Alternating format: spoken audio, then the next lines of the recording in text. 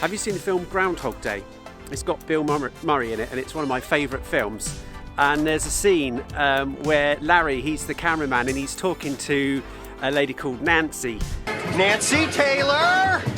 Yeah, that one. Anyway, he's talking to her and he's trying to chat her up, and he's saying that he thinks that with his camera work and stuff, that he thinks that he points it at stuff and just shoots stuff. It's a heck of a lot more to it than just that.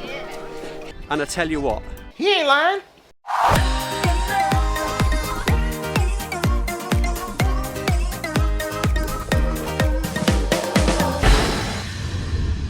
oh, we've been so lucky today because the weather has been horrible for weeks, but we've got a window this afternoon to get out here and be out in the fresh air, but it's really windy, so we've got our dead cats on our microphone. So I'm using the Canon M50, and Loretto there is my backup cameraman, and he's got the big stuff over there.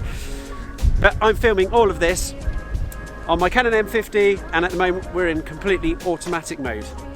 And this is a follow-on from my first video because I want to talk about manual mode, but just for videos, not photography, because there is a difference and there are different considerations. Now, for vlogging, many of you out there with your Canon M50s likely using automatic mode while you're vlogging actually isn't too much of a bad thing because it's predominantly focusing on your face, so the changes in lightness, or brightness rather, are not going to be too apparent. But what I want you to consider is that if you're looking to take pictures of scenery as part of your vlog, then that's when you do really want to consider using manual mode, because as you pan around, if you're in automatic mode, what you'll see is your picture will get lighter and darker, and sometimes it flickers, because what the camera's trying to do is to get it at exactly the optimum level all of the time. But as filmmakers, we don't want to do that. Sometimes we want to have a slightly lighter or darker picture. It just depends on the setting. And also, when you have your camera in manual mode and you're not adjusting those settings constantly, you're not getting that picture going lighter and darker, it just makes for a much nicer looking picture. Oh my goodness, it's so windy.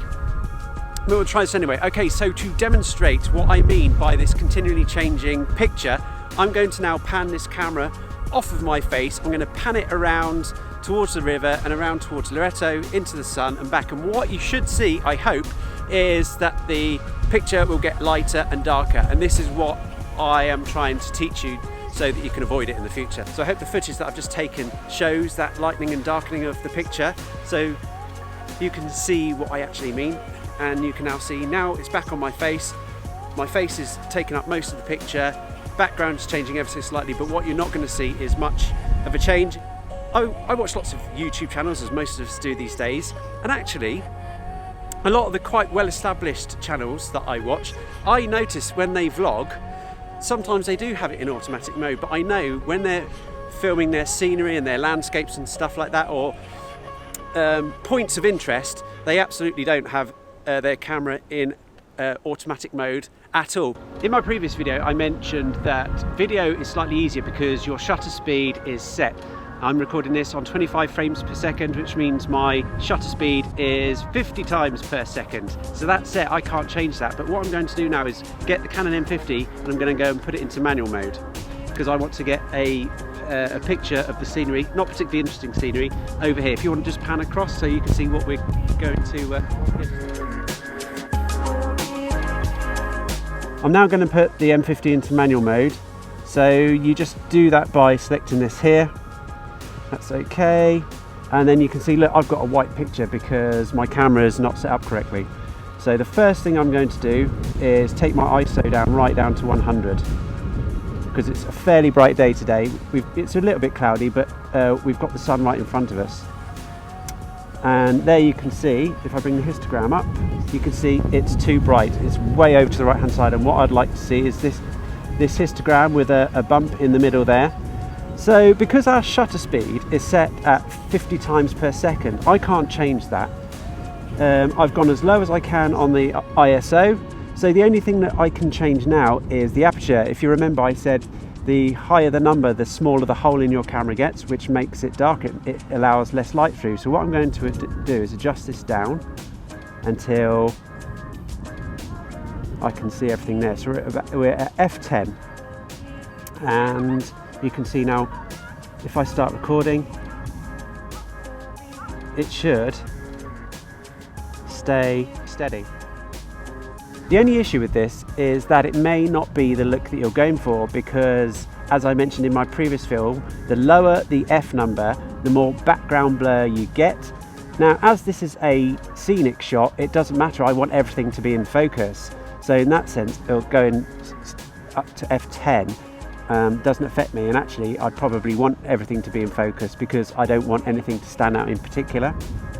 Now, in order to explain the F number again, you're watching this at f4 on my EOS R, or EOS R, and you can see I'm in focus, but the background is slightly blurred. At f16, it's become a lot darker because the holes are now a lot smaller, but everything that you can see should be in focus.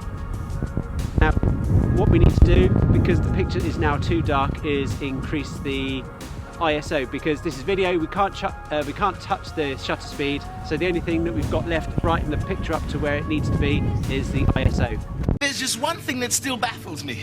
What's that? Everything. Now, if this video has confused you, you can always go back and look at the previous video I made on manual mode, and I'll put a card up there. It's so good to be out, it's so good to be outside again. I just want the rain and the winter to be over, and then we're off. I'm trying to get you better step by step, but there's something that I haven't talked about yet, and it will make manual mode so much easier. It will make your pictures look so much better, but I'll save that for a future video that should be coming fairly soon now that we've got the better weather. I can get outside. ND filters, very exciting. Right, I'm going to go and head to the shops now and buy some ice.